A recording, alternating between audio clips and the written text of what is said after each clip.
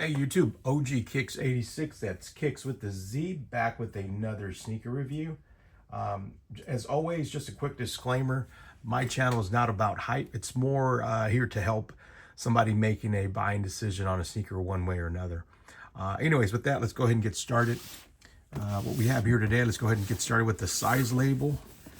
This is the Air Jordan 1 Retro Low OG, Oatmeal, Black, Jade, and Smoke.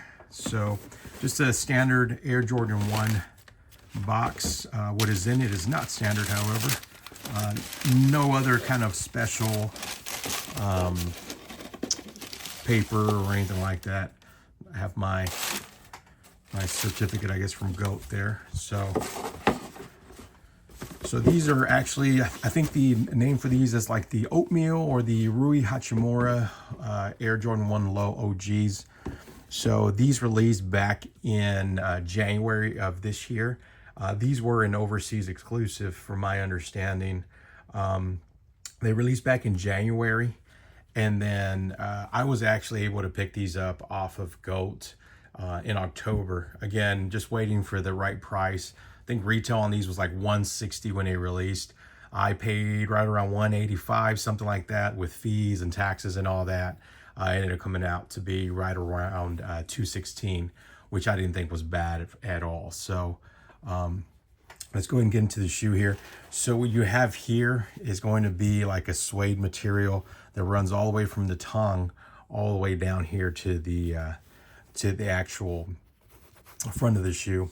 And then all this is going to be a canvas material that has all of these designs stitched in.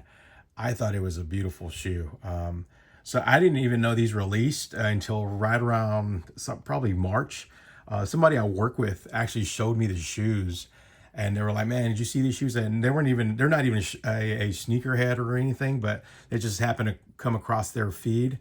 And I thought they were awesome, but I think they were going for like 300 and something back then. I was like, oh no, I'll just keep an eye on it. So again, I typically, if there's a shoe that kind of that I'm kind of interested in, but it's too high, I'll just keep an eye on it. And I waited about 7 months to finally be able to pull the trigger. So these are a size 9.5. So you have all this intricacies here as far as this is. I think this is a Japan kind of themed shoe. Rui Hachimura is like, I think, half black, half Japanese, if I'm not mistaken. If I'm wrong, please write it down in the comments again, so we can all learn from each other. This swoosh right here is also a suede, and then it's got like this metallic gold outline, and I hope the camera is doing a good job of picking that up. I think that's the best shot right there. So just a very beautiful shoe.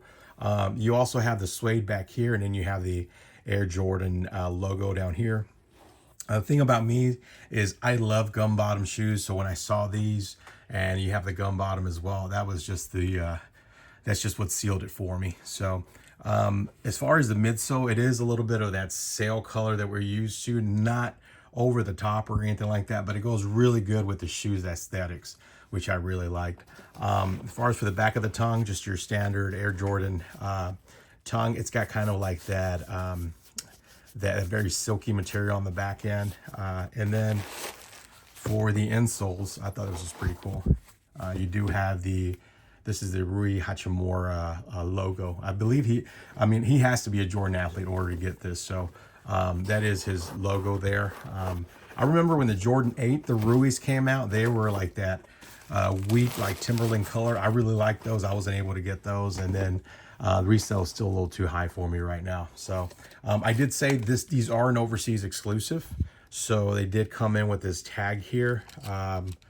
Don't know what language it is or anything like that. I'm assuming it's either Chinese or Japanese. And excuse me for my ignorance. If somebody can write it down there in the comments, kind of what language this is, I'd greatly appreciate it. Once again, so we can all kind of learn from each other, see where these shoes actually came from. And again, the left shoe is exactly the same. Just a beautifully done shoe, in my opinion. And this is really a head turner. When you put it on, I mean, I know I joke a lot and say, hey, typically I just wear black and let the shoe do the talking. This is the extreme version of it, much like the I don't know if you can see them, but back there, the the Kobe what does, but this is more in a more of a classic, very, very nicely done way. So I just can't say enough about this shoe. As far as versatility, it's an Air Jordan 1. It's an Air Jordan 1 low.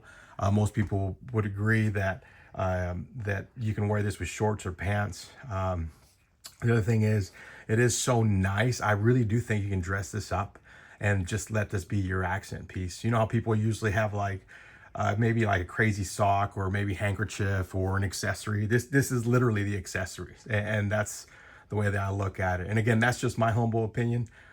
You know, feel free to disagree and let me know what you think down there in the comments. But this is just a very stunning shoe. So as far as my final thoughts on these, I think resale, I just checked before we went on here to shoot this video, and resale's right around $314 for the shoe.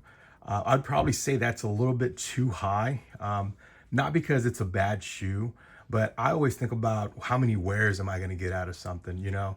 If this was kind of like a black and white shoe and it might have some crazy design, something like that, might be a little bit easier to wear. But that's the only reason I say I probably wouldn't pay that high. I was comfortable paying maybe up to $50 over retail. I think I ended up paying what, like, yeah, right around 50. Yeah, because it was 160 plus taxes. You're looking like 186 typically, and then I ended up paying like an additional like 30 or 40 bucks for the goat fees and all that.